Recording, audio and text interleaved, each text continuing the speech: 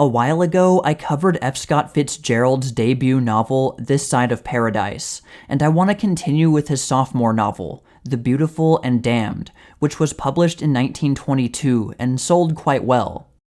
I don't have much more context to cover other than what I talked about in the previous video, except a reminder that This Side of Paradise had launched Fitzgerald into the mainstream in 1920, and he quickly became regarded as one of the most prominent voices of the younger generation. Okay, so first, let's go through a fairly detailed summary of The Beautiful and Damned. The main character is Anthony Patch, grandson of a prominent and passionate reformer. Both his parents die when he's young, so he spends the rest of his adolescence with his wealthy grandfather. Anthony was not very social and a bit of a hypochondriac, and spent time reading and collecting stamps. His grandfather's wealth afforded him some good opportunities, such as studying in Europe for 2 years and being able to go to Harvard. This all takes place in the years just before World War I starts. While a university student, he was very concerned about his appearance and personal comfort, and he got a rather fancy apartment in New York City after graduating. Anthony has no idea what he wants to do with his life, being only interested in lounging and creature comforts. When his grandfather asks him about his aspirations, Anthony half-heartedly declares that he will write a book about the Middle Ages, though he doesn't do much to pursue this. One of Anthony's friends, Richard, aka Dick Caramel, has just published his first book. Dick also introduces Anthony to his cousin, Gloria Gilbert. Gloria is a bit wild, going to parties and staying out late all the time, and her father doesn't approve of her lifestyle. Gloria's attitude on life is fairly similar to Anthony's, and she just wants to laze around. Anthony and Gloria hang out together again later at a nightclub. Meanwhile, Dick fails at working a real job and goes back to writing. He talks with Gloria's mother and says that he thinks Anthony is in love with Gloria, and he's right. He also finds out from Mrs. Gilbert about some of Gloria's past relationships. Going back to Anthony, he's with another woman he sees off and on, and she predicts that he'll be married within a year. Anthony later goes to a nightclub with Gloria and some of her friends, including a man named Blokeman, who works in the movie business and is sweet on Gloria. Anthony and Gloria go outside, and he ends up kissing her. Over the next few days, he tries to contact her, but she's always out of the house. When they finally do meet again, her attitude irritates him slightly, but they end up kissing again, and she invites him up to her hotel room. They talk, and Anthony tries to kiss her again, but she rejects him, and he leaves, feeling angry and dejected. He's distressed for a while, thinking about all the men Gloria is probably going out with. He happens to meet Blokeman, who tells him that he has a date with Gloria. When Anthony is finally able to meet her again, she's now sporting a bobbed haircut, and with their previous unpleasantness forgotten, he kisses her without rejection. Shortly after this, they decide to get married, though they often argue and don't seem good at resolving their arguments in a healthy way. Nevertheless, they go through with the marriage. After telling his grandfather expresses judgmental concern about whether Anthony can get a job and provide, as he's still coasting on his grandfather's money. But his grandfather offers to have the wedding at his house anyway. Meanwhile, Dick's book has become very popular, and he is overly proud of his achievement and won't shut up about it. After Anthony and Gloria get married, they have a relatively nice honeymoon period, but also discover some traits about each other that they don't like much. Gloria thinks Anthony is a coward. Anthony thinks Gloria is temperamental and picky, and both of them are right. In addition to Anthony's expensive apartment, they also rashly decide to buy a house outside of the city. Already, they are living in a financially unsustainable way since neither of them have a job. Later, Anthony and Gloria have an intense argument on a train platform, and she bites his hand. Gloria thinks she might be pregnant and is not happy, though it turns out to be a false alarm. Anthony visits his grandfather again, and he offers Anthony a job as a war correspondent. Shortly afterward, while Anthony is on a train, he unwittingly sits next to Blokeman, but when he does find out it's him, he invites him to come over to their house sometime. Anthony brings up the job offer as a war correspondent to Gloria, and she doesn't like that he seems to be considering taking a job that would leave her alone for long stretches of time. Anthony shows some self-awareness of their situation and says, "It's not that I have any moral compunctions about work, but Grandpa may die tomorrow, and he may live for 10 years. Meanwhile, we're living above our income, and all we've got to show for it is a farmer's car and a few clothes. We keep an apartment that we've only lived in 3 months, and a little old house way off in nowhere. We're frequently bored, and yet we won't make any effort to know anyone except the same crowd who drift around California all summer wearing sport clothes and waiting for their families to die." Blokman takes up Anthony on his invitation and shows up to their house one day and offers Gloria a screen test while Anthony is out. When she tells Anthony about this, he doesn't like that she's considering it, and they argue again. Not long after that, Anthony comes home in the afternoon to find that Gloria went off with Blokman for a ride in his car. Anthony finally gets a job as a bond salesman, and he, Gloria, and their friends have a raucous party to celebrate. Both Anthony and Gloria are so afraid of boredom that they constantly drink and go out just to run away from it, even if they don't actually enjoy it. Anthony quits his job shortly after starting, and they're back at square one again. Their financial situation gets significantly worse when they drunkenly sign a lease renewal for their house at an increased rent. At a house party, Dick and Maury, one of Anthony's other friends, come over and bring another man named Joe Hull. Joe tries to dance roughly with Gloria, and she ends up slapping him and retreating upstairs. After lying down a while, she looks up and sees Joe's shadowy figure standing menacingly in the doorway, but he eventually leaves. Gloria rushes out of the house into the rain toward the train station, and Anthony runs after her. He eventually catches up to her, and she tells him that she doesn't like Joe Hull, and that she'll stay at a hotel for the night. Dick and Maury also appear.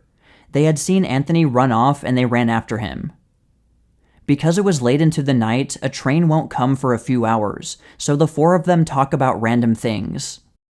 Later on, one of Anthony's old Harvard classmates shows up at his house, and another drunken party ensues. After the guests are all thoroughly drunk, Anthony's ardently prohibitionist grandfather shows up with his secretary. He leaves, deeply disappointed at what he witnessed. Anthony and Gloria come to the realization that they don't really like each other much anymore, and they need alcohol in order to escape loneliness. They also talk about reconciling with Anthony's grandfather. After all, Anthony is banking on inheriting his money when he dies. Due to financial reasons, they have to move out of their house. And to make matters worse, Anthony has trouble keeping his apartment. He and Gloria argue about their finances again. Anthony's grandfather's health takes a turn for the worse, and he is believed to be on his deathbed. But Anthony is not allowed to see him. Shortly afterward, his grandfather dies, and Anthony finds out that he has been completely left out of the will. Angry about this, he hires a lawyer to try and contest the will. He and Gloria get a smaller, cheaper apartment, and their friends start to make comments about their increasingly bad situation, to which they get defensive. Still not facing up to reality, Anthony half-heartedly tries to pursue writing as a career. Blokman appears again, and Gloria wants to get a screen test, but Anthony, despite still not having a job himself, is still angry that Gloria wants to go into the movies and doesn't give his blessing. Then Anthony, Dick, and Maury apply for officers' training in the military after America enters the war. Dick and Maury get in, but Anthony is denied due to his blood pressure. But he is then drafted and sent away, leaving Gloria in New York to track the progress of his lawsuit contesting his grandfather's will. Anthony is sent to the South. He isn't a very disciplined soldier and generally hates the officers, though gets promoted to corporal. He also meets a young woman named Dorothy, or Dot, who, though not entirely pure, is not especially loose either. This turns into a full-blown affair, but Anthony's unit is being transferred somewhere else far away. Dot wants to follow him, but he tells her not to. Heartbroken, she says she wants to die, and Anthony eventually relents and says she can come along. Later, she calls him one night and begs him to come to her. Thinking something might be horribly wrong, he rushes over to her, but it turns out she just wanted to be with him. He returns late to camp, and he has already been late a few times recently, so he gives a fake name when he arrives back after curfew. He is later found out and demoted back to private. He takes to drinking again, and goes into a numb state, then gets influenza. He recovers in time to get back to New York after the armistice is signed. He arrives at his apartment, but Gloria isn't there. He finds out that she is at a party, so he finds her, and they happily reunite.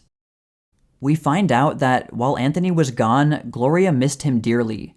She rejected the advances of another soldier, then briefly reconnected with an old boyfriend, though it wasn't quite an affair, and she definitely wasn't emotionally invested in it.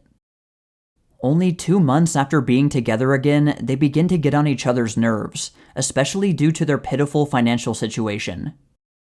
Gloria tells Anthony he should attend a lecture for aspiring salesmen. He goes to it, then to a follow-up lecture. The lecturer wrote an inspirational book of sorts that he wants to sell to businessmen. Anthony isn't very passionate about this venture, but he finally shows a little bit of initiative and actually tries to sell the books. Many of the people he tries to sell the books to are either annoyed or dismissive. He becomes easily discouraged and gets drunk, with the mental excuse of trying to sell the book to bartenders. He goes to a public space and shouts out his sales pitch, slurred speech and all, and horrifies those around him. One local businessman threatens to call the police, but Anthony leaves just before it gets to that point. Gloria decides to go behind Anthony's back and do the screen test, but Blokman tells her in a letter that the director thinks she is too old for the part, which greatly damages her vanity and self-esteem. She and Anthony have to downgrade yet again to a smaller apartment, and now they're living in a pretty run-down area. One of Gloria's friends visits and gives Anthony a bit of a reality check about getting a job, but he gets defensive, and Gloria talks about his worsening alcoholism. Anthony sees Dick, who tells him to clean up his act. The bank closes Anthony's account due to insufficient funds. Gloria tells Anthony about the screen test and the reason she didn't get the part. Using some of their last bit of money, Anthony goes to a bar and gets drunk. He sees Maury, who's now on the up and up, but Maury, seeing how drunk and pathetic Anthony is, brushes him off. Anthony then tries to call up Blokman, who's going by a different name now, and he's told that he's at a party at a hotel. Anthony goes there and gets a waiter to call Blokman down. Anthony doesn't have anything planned to say, but suddenly accuses Blokman of purposely keeping Gloria out of the movies, which is completely untrue. After Blokman defends himself angrily, Anthony calls him a Jew in a derogatory way, and Blokman punches him in the face and knocks out one of his teeth. Anthony drunkenly threatens to kill him, and he is physically thrown out. A good Samaritan tries to help him, but Anthony proves a frustrating victim, and the kindly stranger abandons Anthony outside of his apartment. Later, Dot comes to visit Anthony, but he threatens to kill her too. Gloria and Dick return to the apartment. It's trashed, and Anthony is sitting on the floor in his bedroom looking at his stamp collection, and he tells them, "You two get out. Now, both of you, or else I'll tell my grandfather." An ecstatic Gloria tells Anthony that they won the lawsuit, and Anthony gets the $30 million from his grandfather's estate. In the final scene, a few months later, we see Anthony on a ship with Gloria, he confined to a wheelchair. We are told what he's thinking about, how his friends kept pushing him to submit to mediocrity and get a job. The novel ends with Anthony whispering to himself, "I showed them. It was a hard fight, but I didn't give up, and I came through." Alright, that was a long summary, I know, but I wanted to be thorough. So now let's talk about some of the similarities and differences between The Beautiful and Damned and This Side of Paradise.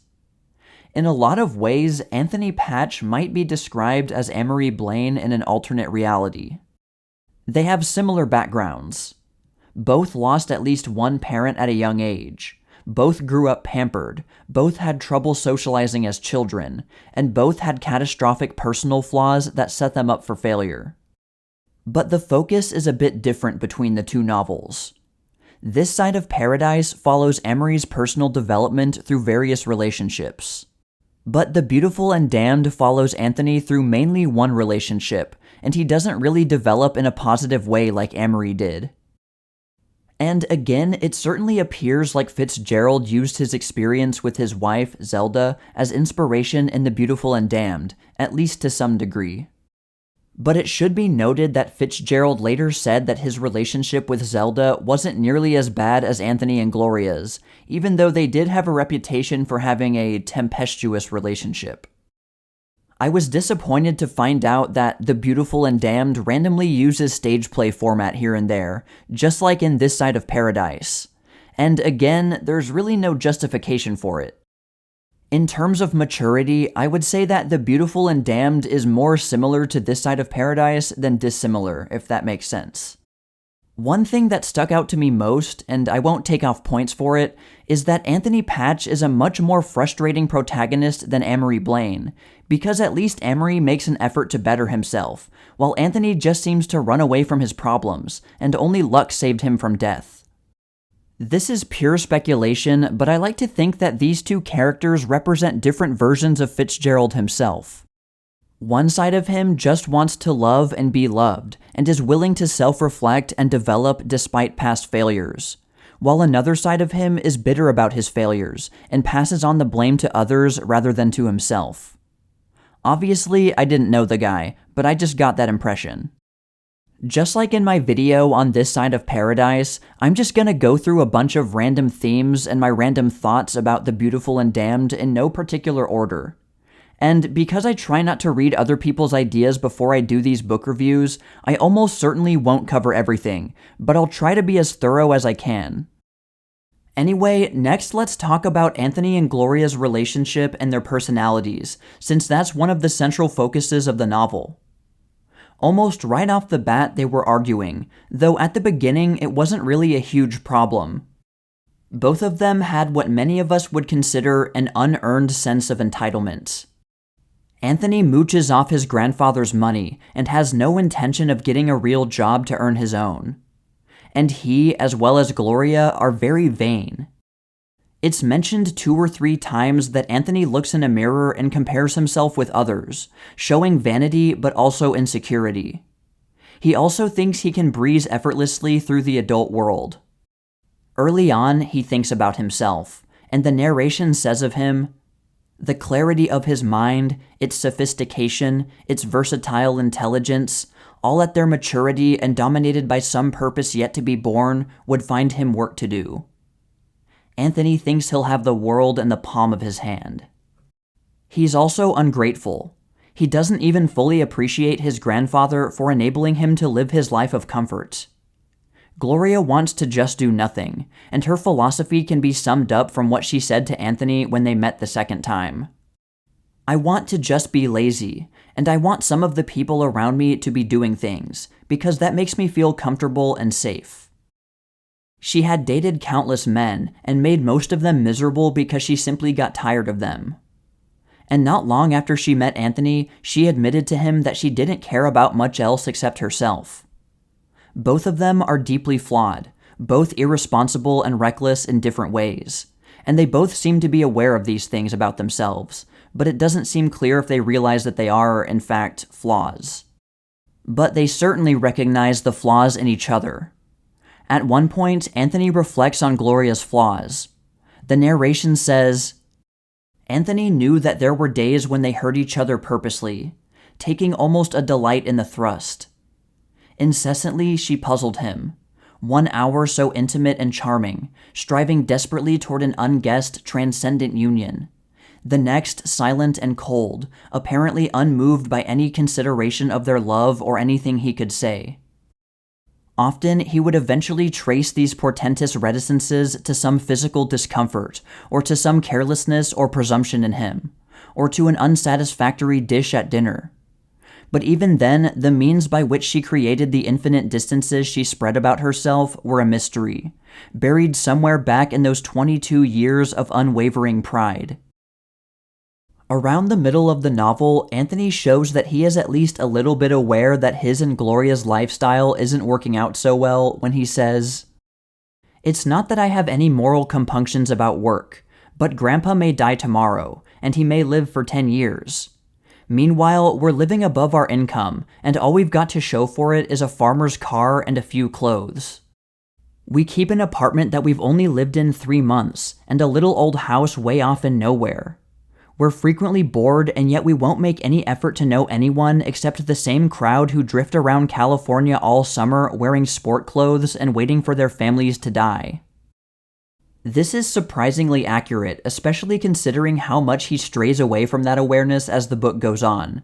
But at the same time, again, Anthony doesn't do all that much to fix the fundamental problem. Later on, Gloria seems to become slightly more realistic about their situation, while Anthony further disconnects himself from reality. But I don't want to give her too much credit. She's still terribly vain, and pathetically dwells on her vanishing youth. And she stays with Anthony way longer than any rational person probably would, which calls into question how much self-respect she actually has. One difference between them is that Gloria is less idealistic, and she also claims that she doesn't care what people think about her. She says, "No one cares about us but ourselves, Anthony. It'd be ridiculous for me to go about pretending I felt any obligations toward the world. And as for worrying what people think about me, I simply don't, that's all." Although later on, she is self-conscious about her out-of-fashion clothes and her looks. Anthony and Gloria argue incessantly throughout the novel, but the few times that they're apart for a long time, they forget about their past squabbles, or even hatred, and make up for a short time before they inevitably start arguing again, and they seem completely incapable of solving these problems in a mature way. The first time was a small one, after Gloria rejected Anthony's advances shortly after their first kiss. But the big one was near the end, when Anthony returns from the military. That time, it seemed like maybe they would be able to get along in a healthier way. They seemed to really love each other again, after they both questioned their love for each other for a long period. But yet again, they descend into bitterness. Gloria seems to at least have some degree of common sense later on. As their situation deteriorates, she urges Anthony to get a job, no matter how lowly, and she also tries to get a job in the movies. However, you could also easily argue that she should have made more of an effort to get a guaranteed lower-tier job instead of only trying for the movie industry. If the job wasn't a high-status one, then she didn't seem to want it. Anthony also had a sliver of common sense in pursuing the salesman job, for all of about 5 seconds. But Anthony was probably the one draining their financial resources a bit more. And that brings us to one of the big reasons why their money quickly disappeared. Of course, there was the double rent, at least for a while, but another thing was the alcohol. They had a strange relationship with alcohol. They used it for escape, at least partly from each other, but also from boredom. God forbid they have time for serious self-reflection. The drinks were pretty much always coupled with parties involving other people. At one of the turning points in their decline, the narration says, "These parties gradually became their chief source of entertainment. Still in love, still enormously interested in each other, they yet found as spring drew near that staying at home in the evening palled on them. Books were unreal. The old magic of being alone had long since vanished. Instead, they preferred to be bored by a stupid musical comedy, or go to dinner with the most uninteresting of their acquaintances, so long as there would be enough cocktails to keep the conversation from becoming utterly intolerable." Gloria was involved, but seemed like she drank quite a bit less than Anthony. By the end, Anthony is a full-blown alcoholic, wasting some of their last bits of money on booze. Anthony's relationship with working is connected to his overall worldview. His first sort of attempt at work was that book on the Middle Ages that he claimed to his grandfather he would write. His grandfather wasn't very satisfied with such work, but what was worse was that he had little faith that Anthony would actually pursue it, and he was right to be suspicious. The quote from This Side of Paradise, "It was always the becoming he dreamed of, never the being," also applies to Anthony. He completed an introduction, then we never hear about his planned book ever again. Next, his grandfather tells him he can get him a job as a war correspondent with any newspaper. It's an incredible opportunity. Anthony doesn't know exactly how to feel. In the text, it says, Anthony recoiled from the idea. Almost simultaneously, he bounded toward it. Still not entirely sure what to make of the job offer, he tells Gloria about it, but she isn't too happy that he would consider leaving her alone for such a long time. The next time he attempts to work is as a bond salesman, and although Anthony wasn't too keen on the idea, he did secure a job. He quickly disliked it, not an intense hatred, but a dislike of settling for what he considered dullness and mediocrity. At this point, he still had grand thoughts in his head of the kind of work he believed to be suitable for him. The narration gives us his thoughts. He considered newspaper work, but decided that the hours were not ordered for a married man. And he lingered over pleasant fancies of himself either as editor of a brilliant weekly of opinion, an American Mercure de France, or as sentient producer of satiric comedy and Parisian musical review. However, the approaches to these latter guilds seemed to be guarded by professional secrets. Men drifted into them by the devious highways of writing and acting. It was palpably impossible to get on a magazine unless you had been on one before. Here, Anthony, without having any practical experience or meaningful connections to the kind of work he dreams of doing, has convinced himself that he either can't do a job because of insignificant reasons or because greedy elites exclude him from it. Anthony's exact reason for quitting his brief job as a bond salesman aren't explicitly stated, but we can get a good idea from this passage. He felt that to succeed here, the idea of success must grasp and limit his mind. It seemed to him that the essential element in these men at the top was their faith that their affairs were the very core of life. All other things being equal, self-assurance and opportunism won out over technical knowledge. It was obvious that more expert work went on near the bottom, so with appropriate efficiency, the technical experts were kept there. As was hinted before, Anthony has a tendency to think the world is out to get him and put him down. Therefore, he can convince himself that not having a job is out of his control, and he won't take responsibility for his failures. In his mind, it's usually someone else's fault. Anthony then attempts to become a writer, and he seeks out his friend Dick Caramel, who has become a fairly successful writer. Dick gives Anthony a realistic rundown of his prospects. With his intellectual pretensions, Anthony wants to write highbrow articles for literary or intellectual sorts of magazines, but Dick tells him that he would never make enough money from that to pay his rent. Dick implies that Anthony has never developed a special ability that he could successfully exploit through writing. If he tried to write a novel, it would be a long time before he could make any money from it, assuming that it gets published at all. Dick says the best option for quick money is popular short stories, and unless they're unusually good, they must be happy in order to sell well. Dick had been through both options. His first novel was a success. Then he switched to less inspired but more profitable short stories, which made it possible for him to make writing a career. Anthony puts in some effort and writes 6 short stories, but he only receives rejections. This isn't very surprising since he had never before made a serious effort at writing, so he never developed that skill, and his stories sounded extremely amateurish. He is so discouraged that he gives up, not bothering to get any better. Anthony's final attempt at a job is the most disastrous. He makes a few attempts to sell an inspirational kind of business book to random people involved in some kind of business, and is rejected with varying degrees of scorn. As we've seen before, Anthony isn't very good with rejection, which instantly demoralizes him. He rationalizes going to various bars and drinking in order to get bartenders to buy his book, but of course that's just an excuse to drink. Anthony runs away from his problems yet again. Then he makes a fool of himself shouting his drunken sales pitch in public. One of the main themes in both This Side of Paradise and The Beautiful and Damned is idealism. Both of the protagonists are highly idealistic, but usually in a very immature sort of way. And in both books, their ideals come into question as highly impractical. I get the sense that Fitzgerald is speaking from experience, because it definitely feels like it's genuine and honest. I think my favorite passage in The Beautiful and Damned was when Anthony was talking to Dot, who was, if you remember, the woman he had an affair with while he was in the military. He goes on a monologue showing that he doesn't completely lack self-awareness, although it might come off a bit like he's victimizing himself again. He touches on how he was given everything he wanted except for what he wanted the most, which was love, embodied in Gloria.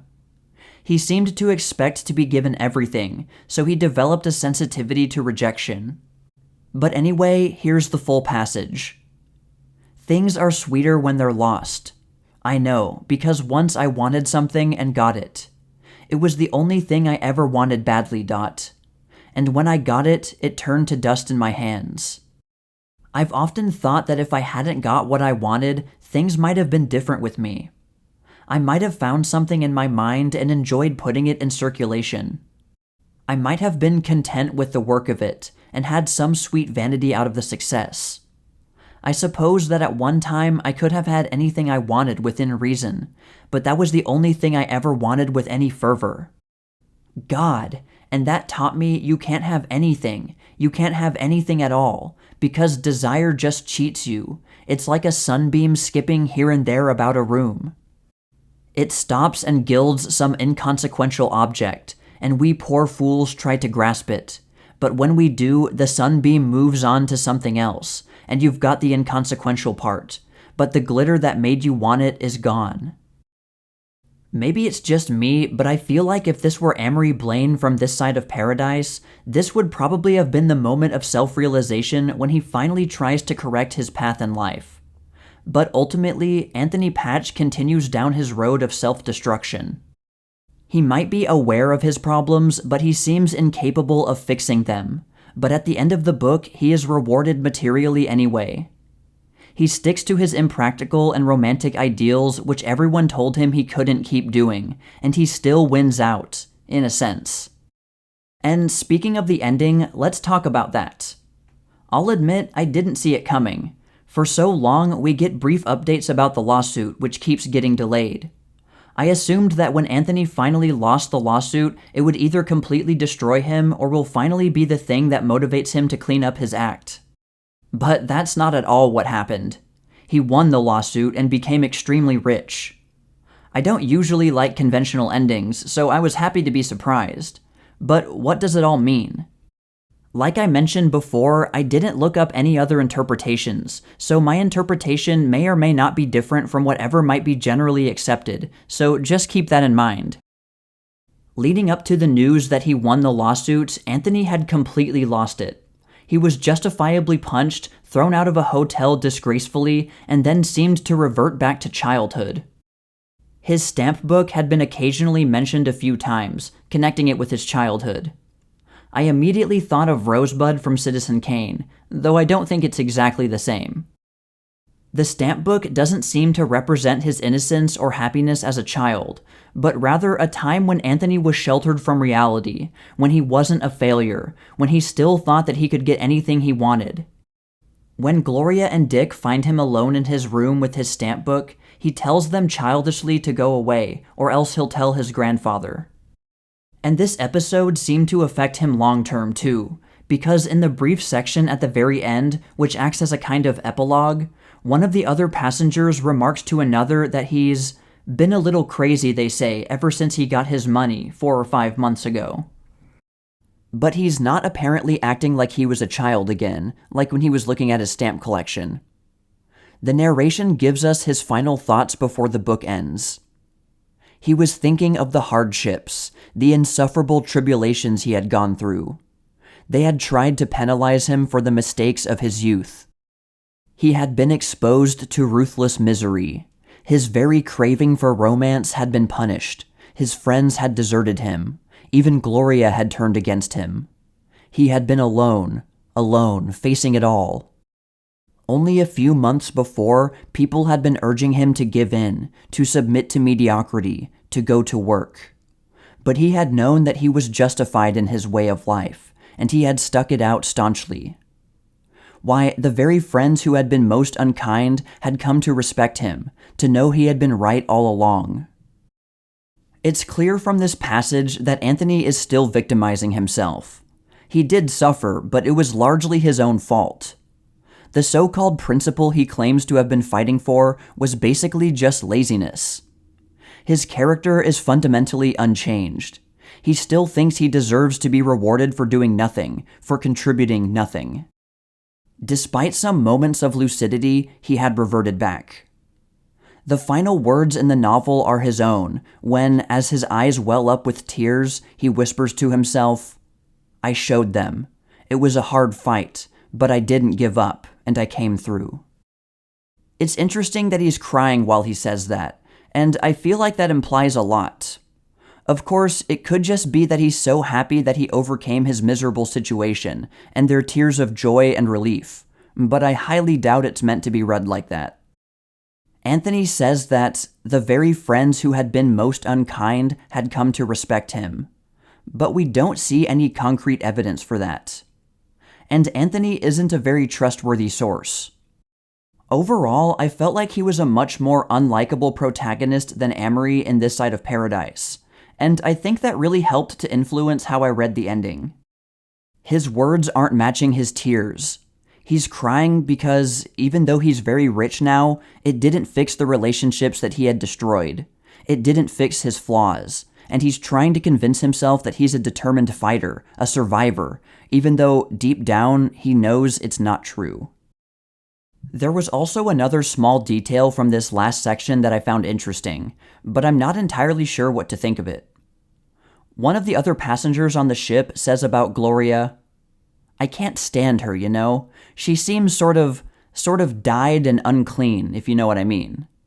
Some people just have that look about them, whether they are or not." The word unclean is in italics, so clearly the emphasis was intentional, and I knew that I'd seen the word clean a few times before. I searched clean on my computer on a page with the full text, because I would never have been able to find where it was mentioned without rereading the entire book again. Anyway, I found exactly what I was looking for. In the middle of the book, the narration says of Gloria, "Always intensely skeptical of her sex, her judgments were now concerned with the question of whether women were or were not clean. By uncleanliness, she meant a variety of things.